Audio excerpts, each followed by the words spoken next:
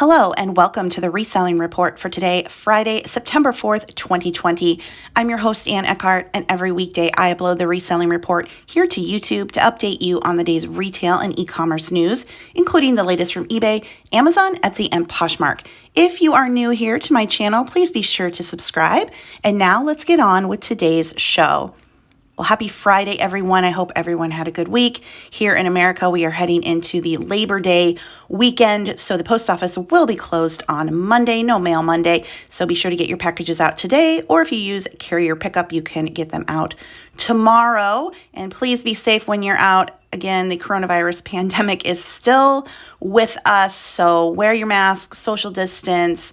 Hopefully stay away from any big social gatherings this weekend. A lot of warnings going out that we might see a situation like we saw on Memorial Day weekend with everybody kind of just letting loose and going out, and the virus is still spreading. And unfortunately, here in America, we're pretty much the worst situation right now. So please be careful.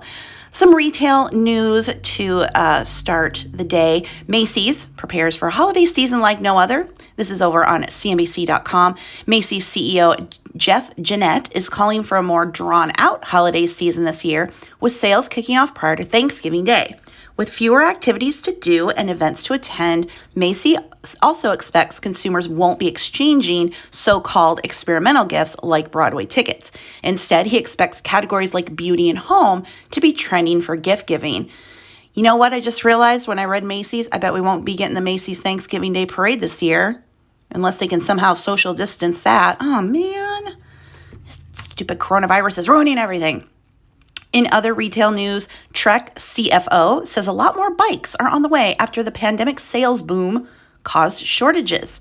We are still shipping out tens of thousands of bikes every week, so there are bikes out there, Trek CFO Chad Brown told CNBC on Wednesday. I promise you, there are a lot more bikes on the way, he added. Trek really started to observe the coronavirus-induced boom in bike sales in April. It's really been a rocket ship since then. Have you gotten a bike? Did you go looking to buy a bike this spring or summer? Also, CEO of Calvin Klein owner retail sales hinge on more containing coronavirus than stimulus spending. Where there hasn't been much of a fiscal support, let's say in Europe and in Asia, the fact that the pandemic is in much better control there means our business is that much stronger there. Their CEO, Manny Chirico, told CNBC. PVH, the parent company of Tommy Hilfiger, Calvin Klein, Arrow, and other clothing brands, reported a better than feared quarter after sales dropped 33% in the company's second quarter. I think it's really controlling the pandemic that's going to be the bigger issue for us going forward in the States versus just throwing more stimulus at it when it comes to the economic recovery. And of course, we talked yesterday about stimulus still being held up in Congress, bills being batted around, both sides unable to come to any sort of compromise. But like the CEO says, if they could just get the coronavirus under control and focus on that, that's more important than maybe throwing more stimulus money at businesses. In Walmart news, Walmart gets creative, goes virtual as it plans for holiday toy shopping. Walmart's preparations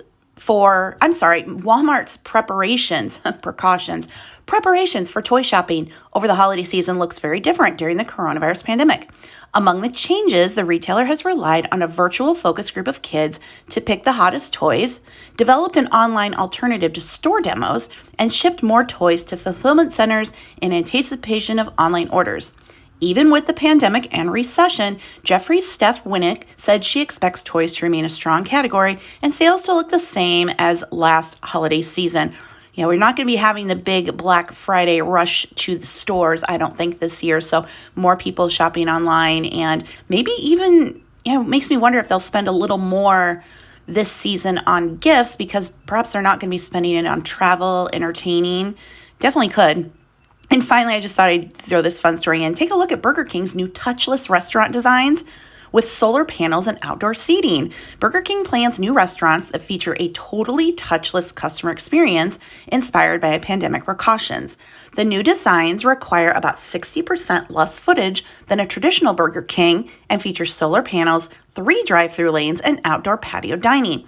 The kitchen and indoor area overhang above the drive-through lanes and a space-saving touch. So this is something that a lot of restaurants are doing. Taco Bell is redoing the drive-through, and these changes I think will be permanent because the virus isn't going away even after there's a vaccine. It's going to be a while before it really gets under control. I heard one person say yesterday, really, we're going to have to wait till 2022 before we really feel like life is back to what we used to know it. So it makes sense that these places are investing in this kind of revamp and technology, and it looks like it'll be something here to stay. I went into McDonald's before all of this happened to get my dad. If you know me, my dad likes a good caramel frappe from McDonald's, and you walk in and it was a touchless order. You couldn't go to the counter and order. You had to do it there. So it was already starting to roll out a little bit before this, but definitely something that we're going to see more and more restaurants do with the touchless service at their shops.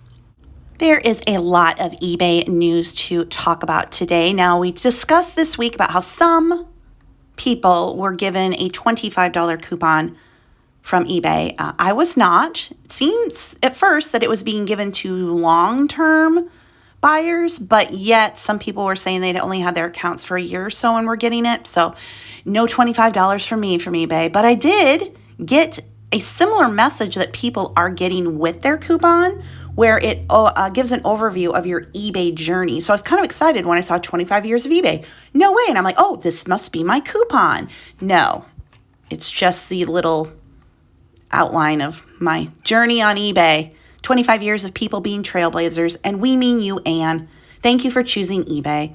Here's a look back at your history with us. So, fun first, big wins and memories made together, your eBay journey. I joined as a registered user for my Annabelle's gift shop on 7/16/2005. My first purchase, I scored a tastefully simple retired set of 2 honey mustards on 2006. What the heck? That really was good honey mustard. So yeah, I guess I do remember I would look on eBay for it because it was discontinued. My first sale, I cashed out with a Danbury Mint 1953 Chevy pickup with box and paperwork on July 24th, 2005. I must have sold that for my dad. I have no memory of that, but that would have been something that my dad collected, so that must have been that.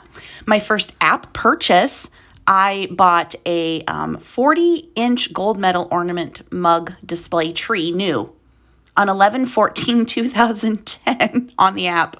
My first offer, way to negotiate on a lot of vintage 80s trend matte scratch and sniff stickers on 2017. Yeah, I was on a vintage sticker kick and I did make an offer. And it says I was watching a lot of 8 snow babies in 2008. Don't remember that, but that's what I did. Check out what you've sold. Fashion, 27%. Toys and hobbies, 6%. Electronics, 2%. Collectibles and art, 38%. Home and garden, 13%. Other, 14%. So my main category is selling on eBay has been collectibles and art, followed by fashion. So yes, that makes sense. So you might want to check your email and see if you got that message. Maybe you got a coupon. I did not. eBay has also posted in a press release over on the news section of their site.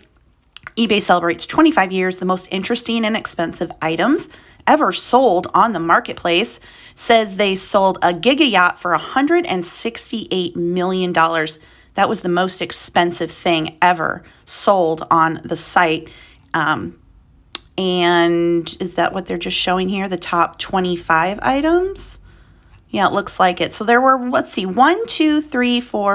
7 items sold for over $1 million. But yeah, again, everything that I mentioned in the show will be linked in the show notes below. So if you want to go over and look at this list, I can't believe nothing I have sold made the top 25 top selling items. Anyway, there is a new episode of the eBay for Business podcast up. Episode 106, freshen up your stale listings for the holiday shopping season. This week, Harry Temkin and GIF discuss how to revive non-productive listings with a preseason makeover.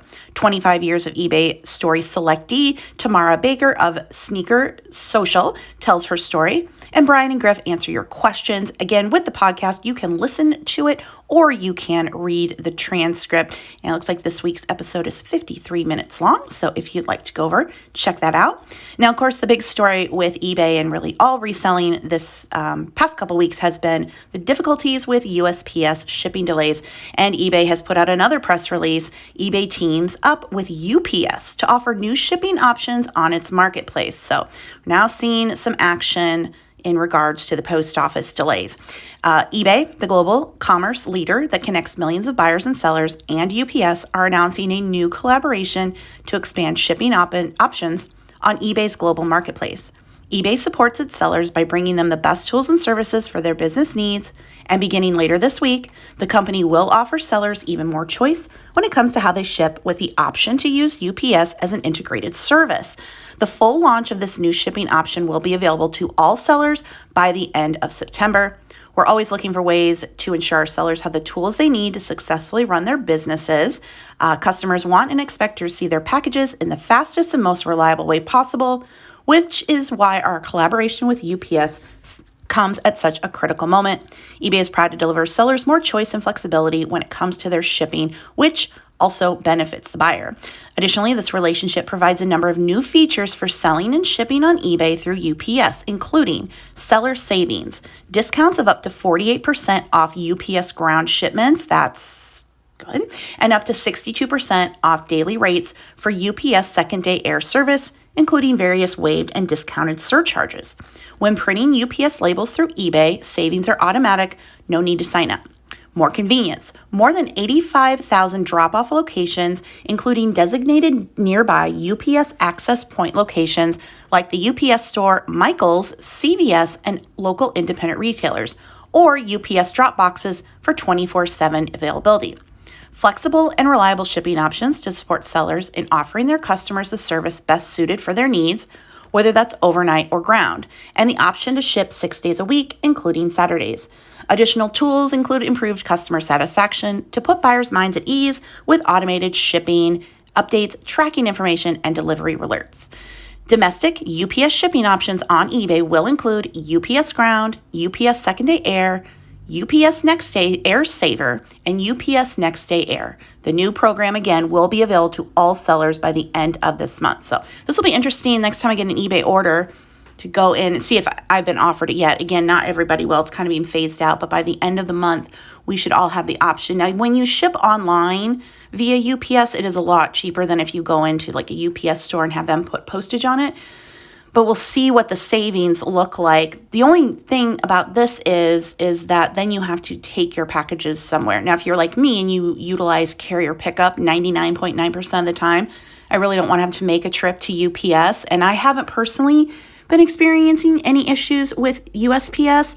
But if you are in one of the areas that's being affected by this, this might be a way to make things easier for you. Again, depending on what the cost looks like and what it's going to add to your time in terms of taking packages to UPS store. With UPS, you can choose pickup, but you have to pay for it.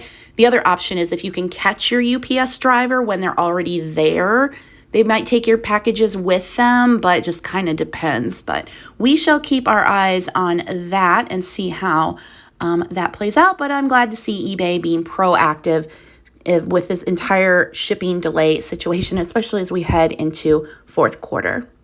There's a new press release from Amazon over on their UK site that says Amazon to create 10,000 new permanent jobs across the UK in 2020. 3,000 new permanent roles created so far this year across Amazon's UK network of fulfillment centers, sort centers, and delivery stations, with a further 7,000 to follow by the end of the year. Amazon has also started recruiting more than 20,000 seasonal positions across the UK for the festive period. Pay starts at a minimum of $10.50 a pound, not a pound, $10.50 pound? $10.50 whatever it is in the UK. Okay, I don't know. In the London area, and $9.50 in other parts of the UK for all full-time, part-time, temporary, and seasonal roles. So Amazon in the UK just as busy, I guess, as they are here in the United States. Also, in Amazon news, there's a new article over on the Auction Bites blog, the e-commerce Bites site under their Auction Bites blog. Lots of names. Are marketplaces surveilling sellers on social media?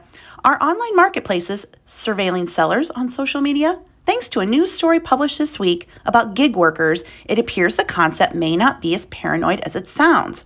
The Verge reported Wednesday that Amazon covertly monitored private social media groups used by Amazon Flex workers to discuss their working conditions, including closed Facebook groups, public subreddits, and on Twitter. Some posts were then escalated to internal Amazon teams and company leadership, according to the publication. The information came from Vice, another publication which published an in-depth report on Tuesday that claimed Amazon had for years had a sophisticated secret program and team to spy on its workers in closed Facebook groups. I don't know how sophisticated you have to be to just tell one of your workers, hey, go on Facebook and join a group. But okay. Online sellers have for years voiced their concerns about possible repercussions for reporting problems with sites like eBay, and with many sellers choosing to remain anonymous. Whether or not those fears were justified, we could see it impacted seller behavior, particularly for those who depended on marketplace sales for part or all their income. Some sellers also feared that private groups could become infested with moles, not direct employees, but other sellers who might report back to marketplace employees about the conversation on nominally private pages. So we know eBay was watching some employees because the e-commerce Bites blog is the site that was targeted by those former eBay employees who have been arrested on cyber stalking charges. So it's no surprise that any of the reselling sites are monitoring activity, what's being said. And of course, eBay and Amazon have a lot of employees and a lot of money they can put on this type of thing. But yeah, I think anything you put online, you just always have to be aware that somebody somewhere is going to see it. It can come back to haunt you, whether you sell online or whether you're looking for a job from a third party somewhere else. You just always have to be really careful, obviously, about what you post online, even in a private group. There's no Etsy news today, but we have news from Poshmark. They have finally updated the Poshmark blog. Major news, the Poshmark Trend Report Issue 1 is out now. This report is your go-to seller resource for Poshmark seasonal data and insights to help you make informative business decisions. Post reads, welcome to the Poshmark Trend Report, your go-to guide for seasonal data and insight. This report is based on order volume, featuring trending brands and categories, department highlights, hashtag Posh Style, straight from you, our community, and so much more. In Issue 1, we're highlighting summer trends and data from August 2020. The trend report was designed to help you make informed decisions while sourcing inventory for your closet and broaden your knowledge of trendy items and styles. It has everything you need to know and more. So I was kind of excited. I was like, wow, really, in-depth data here from Poshmark. This is a 25-page report, and I'm opening it and I'm like, wow, look, I'll tell you about 90% of it is photographs, and then they provide top 10 lists of styles and brands, top selling categories, high growth categories, popular top selling brands, and trending brands, top 10 of each. Don't get any numbers data, don't get percentage of items listed versus sold, don't get average selling price. I mean, the popular categories for August, they give you a top 10 list. Tank tops, t-shirts, blouses, leggings, mini dresses, sandals, midi dresses, sneakers, bikinis, athletic shorts. And that takes up about a fourth of the page in a large font, and the rest is photos. Trending categories, then they go into popular and trending brands. Again, what's the difference between popular and trending? They don't say. They go into men's department as well as the home with, again, popular and trending categories. They do show brands. But honestly, I'm just scrolling through this and I'm not seeing anything life-shattering that would change what I think even the most basic of people who've just been reselling for a short period of time would probably already know this stuff. But if you want to look at the very pretty package that Poshmark has put together with their popular and trending brands for August, you can do so in their first ever trend report. I would just like to see actual data, but you can let me know after you look at it if you found it helpful at all. And that's a wrap on today's show. Please note that since Monday is Labor Day, I will be taking the day off, so there will not be a reselling report on Monday. However, I will be back with you again on Tuesday. If you like today's show, please be sure to give this video a thumbs up and leave me a comment. The articles I referenced are linked in the show notes. And if you want to learn how to make money on eBay and YouTube the way I do, check out my books over on Amazon. My Amazon store is also linked. Thank you so much for listening. Again, I will talk to you on Tuesday. Have a great day and a great holiday weekend. Bye.